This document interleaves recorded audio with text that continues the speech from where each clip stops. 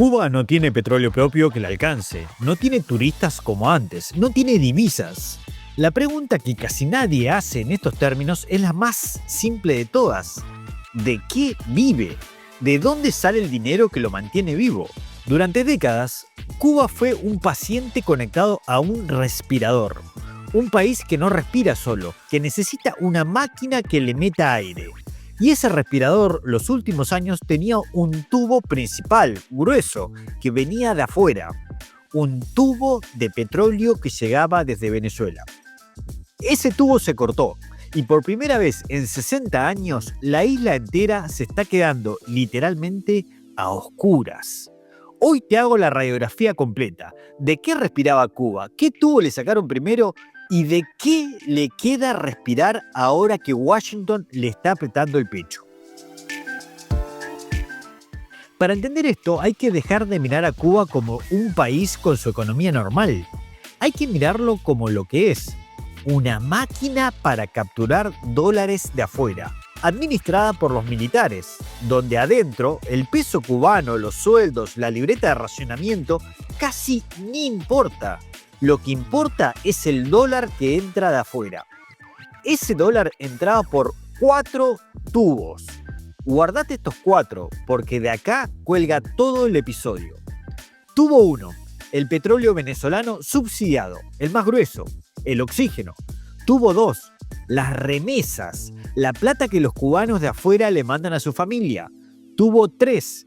El turismo, sobre todo europeo y canadiense. Y tubo 4, el más siniestro, la exportación de médicos. Cuba alquilaba a sus propios médicos a otros gobiernos, se quedaba con casi todo el sueldo y al profesional le dejaba las migajas. Trabajo forzado con bata blanca. 4 tubos. Durante 20 años, entre los 4, mantuvieron respirando al régimen. Vamos a ver uno por uno en qué estado están hoy. Porque el dato es que 3 de los 4 ya están cortados. Empecemos por el tubo grueso, el que daba oxígeno para todo lo demás. El trato con Caracas era simple y genial para el régimen. Venezuela le mandaba petróleo casi regalado y Cuba lo pagaba con médicos. Pero acá viene lo que casi nadie explica. Cuba no se quemaba todo ese petróleo. Una parte la revendía en el mercado internacional. Es decir, recibía crudo subsidiado casi gratis y lo transformaba en dólares líquidos. El tubo no solo le daba luz, le daba caja. ¿Cuánto pesaba? Cuba produce por sí misma apenas 4 de cada 10 litros que quema. Los otros 6 venían de afuera y sobre todo de ese tubo. A fines del año pasado todavía llegaban unos 46.000 barriles por día desde Venezuela. ¿Y qué pasó? Pasó que el otro paciente del respirador se murió primero. El régimen de Maduro cayó y la misma madrugada en que a Maduro lo sacaron del tablero, la Marina de Estados Unidos cerró la válvula. Los buques con petróleo venezolano rumbo a Cuba quedaron bajo bloqueo. De 46.000 barriles diarios a 0. Y por si el tubo venezolano fuera poco, casi el mismo mes se cerró el de repuesto. México, que le vendía algo de combustible, también cortó. Los 2 proveedores de la isla secos en cuestión de semanas. ¿Cuánto le quedaba a Cuba de reserva cuando cortaron el tubo? Según los que miden esto barco por barco, entre 15 y 20 días. 15 días de aire en los pulmones.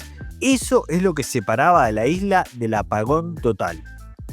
Y por eso hoy La Habana pasa más horas sin luz que con luz. 10, 12, hasta 20 horas de apagón.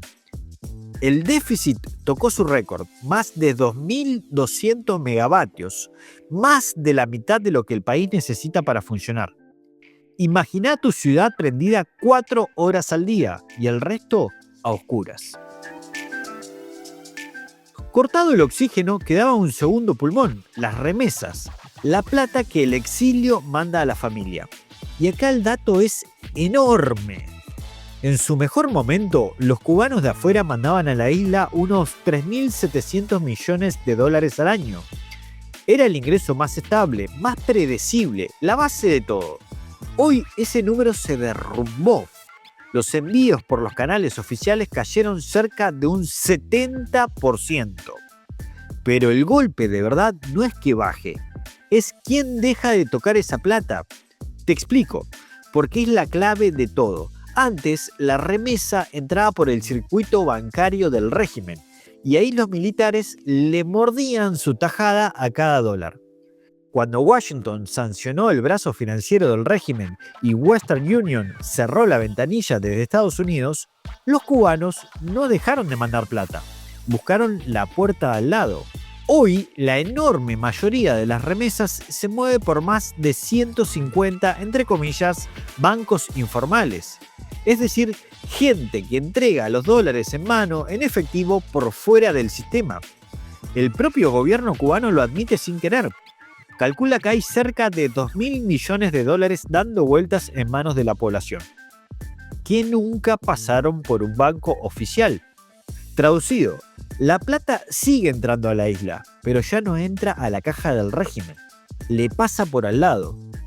Para que dimensiones el desangre de todo lo que se movió por el canal oficial, la caja militar del régimen llegó a cobrar en un año apenas 80 millones de dólares. Una fracción mínima de lo que embolsaba antes. Y ahora hay una vuelta de tuerca más. Desde enero, Washington le puso un impuesto del 1% a cada remesa en efectivo que sale de Estados Unidos. Parece poco, pero es el mensaje. Hasta el último tubo que todavía respira, se lo están empezando a apretar. El segundo pulmón sigue funcionando, sí, pero ya no respira para ellos. Vamos rápido con los otros dos tubos porque cuentan la misma historia. El turismo. Los hoteles cubanos cerraron el año pasado con una ocupación del 18%. Ponelo en una imagen. De cada 10 habitaciones, 8 vacías. La cadena española Meliá, que es la operadora extranjera más grande de la isla, cerró la mitad de sus hoteles. ¿Por qué? Porque sin combustible los aviones no llegan. Sin luz, el hotel funciona a generador. Y ningún europeo paga por playa para sudar a oscuras. El tubo del turismo prácticamente seco. Los médicos. El cuarto tubo dependía otra vez de Venezuela. Había unos 13.000 médicos cubanos trabajando en territorio venezolano, según el propio régimen. Estimaciones independientes hablaban de hasta 14.000. Eran literalmente la letra chica del trato por el petróleo. Petróleo a cambio de médicos. Cae Maduro, se corta el contrato y esos médicos hoy vuelven en cuentagotas a una isla que no tiene trabajo para ellos. Tubo 4, cortado también. Y ahí queda la pregunta. Si 3 tubos están cortados y el otro ya no lo tocan, ¿quién junta el dólar que todavía se mueve? Los militares. A través de ese pulpo empresarial que ya te presenté en el episodio anterior, Gaesa, que es dueño de los hoteles, de las tiendas en dólares, de los puertos. De cada 10 dólares que se mueven formalmente en Cuba, entre 4 y 7 pasan todavía por sus manos. El detalle que enferma. En esas cuentas llegó a haber más de 14.000 millones de dólares guardados, mientras el país se apagaba. Entonces hoy, julio de 2026, con 3 tubos cortados y Washington apretando el pecho, ¿de qué respira Cuba exactamente? De 4 cosas y ninguna es un pulmón, son parches. 1. Tanques de oxígeno sueltos. Cada tanto aparece un buque amigo, pero fíjate qué desesperado es el cuadro. En todo lo que va del año, un solo barco logró descargar petróleo en la isla. Un tanquero ruso y encima con permiso especial de Washington por razones humanitarias. Otros vienen navegando hace meses, dando vueltas por el Atlántico sin poder atracar, porque en cuanto se acercan, las sanciones los espantan. No es un tubo, es una garrafa que llega cada tanto, se enchufa, dura unas semanas y se agota. La luz vuelve unos días y se corta otra vez. Respiración intermitente. 2. El dólar informal. La isla se dolarizó de facto. El que tiene un familiar afuera, come. El que no, sobrevive con la libreta. El dólar circula, mueve la calle, pero, ya lo dijimos, por fuera de la caja del régimen. 3. Lo que Gaesa todavía exprime. Lo poco de turismo que queda, las tiendas en moneda dura, el control de las importaciones. La caja militar se achica, pero sigue siendo la última que junta divisas de verdad. Y 4. El más incómodo de decir. El régimen ya no vive de ingresos, vive de control, de aguantar, de que la gente esté tan ocupada consiguiendo comida y agua que no tenga fuerza para salir a la calle. Un Estado que dejó de financiarse y pasó a administrar la escasez. Y hasta eso lo hace de forma casi teatral. Hace unos días el régimen inauguró con bombos y platillos un banco de baterías para dar electricidad. ¿Cuánta? 50 megavatios, contra un agujero de más de 2000. Es tapar un pozo del tamaño de una cancha con una cucharada de tierra. La reacción de los cubanos en la calle fue de una honestidad brutal. Oye, los apagones siguen igualitos, compadre. Eso no es vivir. Es un paciente al que le quedan las garrafas de oxígeno y alguien en Washington mirando el reloj. Juntemos las piezas. El régimen cubano no vivía de producir, vivía enchufado. A un tubo de petróleo venezolano, a las remesas del exilio, al turista europeo, a sus propios médicos alquilados. 4 tubos, 3 cortados. El cuarto, la remesa, entra a la isla pero ya no a la caja de los generales. Lo que sostiene al régimen hoy no es un ingreso, es la inercia, la represión y alguna garrafa de oxígeno que llega en barco. Pero acá va el contrapunto honesto, el que un análisis serio no puede saltear. Cuando a un régimen que no rinde cuentas le cortás el oxígeno, el primero que se queda sin aire no es el general. Es la señora que hace 3 horas de cola por un pan, el jubilado sin insulina, el chico que va a la escuela a media jornada porque no hay luz. Esa es la contradicción brutal del final cubano.